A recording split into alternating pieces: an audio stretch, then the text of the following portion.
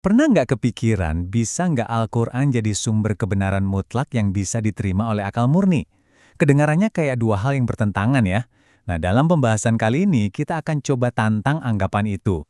Kita akan lihat gimana caranya wahyu dan nalar ternyata bisa berjalan beriringan.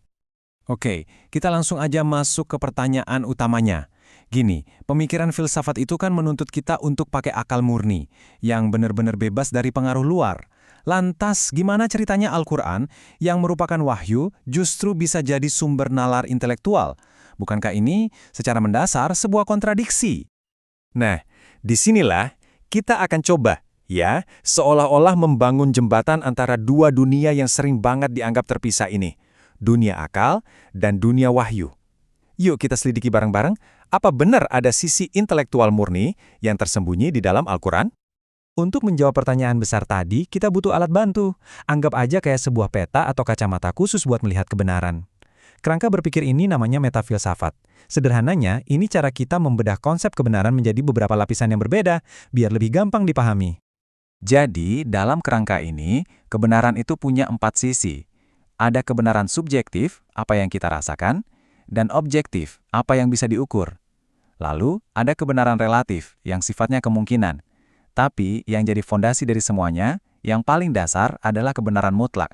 Ini adalah batas terluar dari semua kemungkinan. Sebuah prinsip yang nggak bisa diganggu-gugat sama kali. Dan disinilah premis utamanya, kunci dari pembahasan kita. Untuk kali ini, semua kebenaran mutlak, prinsip-prinsip paling fundamental itu, kita akan ambil sepenuhnya dari Al-Quran. Kedengarannya berani? Tentu saja. Makanya, ayo kita uji premis ini dengan contoh yang sangat nyata. Oke, teorinya cukup. Sekarang kita pindah ke studi kasus. Kita akan lihat salah satu analogi paling terkenal di dalam Al-Quran untuk menguji ide kita tadi, ya perumpamaan tentang unta dan lubang jarum yang ada di surat Al-A'raf. Coba perhatikan baik-baik kalimat ini. Ayatnya bicara soal orang-orang sombong yang gak akan pernah masuk surga sampai sebuah syarat yang super mustahil terpenuhi, yaitu seekor unta berhasil masuk ke lubang jarum. Analogi yang simpel banget kan, tapi dampaknya luar biasa kuat. Logikanya di sini sangat jernih. Ayat ini pada dasarnya menyejajarkan dua hal. Kondisi pertama, orang sombong masuk surga. Kondisi kedua, unta masuk ke lubang jarum. Pesannya apa? Tingkat kemustahilan kondisi pertama itu sama persis dengan tingkat kemustahilan kondisi kedua. Dua-duanya sama-sama nggak mungkin terjadi. Titik. Nah, ini yang membawa kita ke pertanyaan yang lebih dalam. Kenapa sih perumpamaan yang sederhana ini bisa kita anggap sebagai pernyataan kebenaran mutlak yang universal? Apa ini cuma kiasan biasa?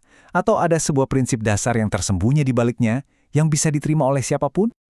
Dan disinilah jawabannya terungkap. Di balik analogi unta dan lubang jarum yang tadi kita bahas, ternyata ada sebuah prinsip universal yang mutlak yang bahkan bisa diterima oleh akal murni sekalipun. Prinsip itu adalah tentang kapasitas. Prinsipnya begini, dan ini sangat sederhana.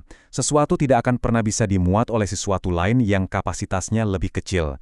Seekor unta dengan ukuran fisiknya yang begitu besar, secara logika dan fisika, mutlak mustahil bisa masuk ke dalam lubang jarum yang kapasitasnya jauh lebih kecil. Ini bukan soal keyakinan, ini hukum alam dasar.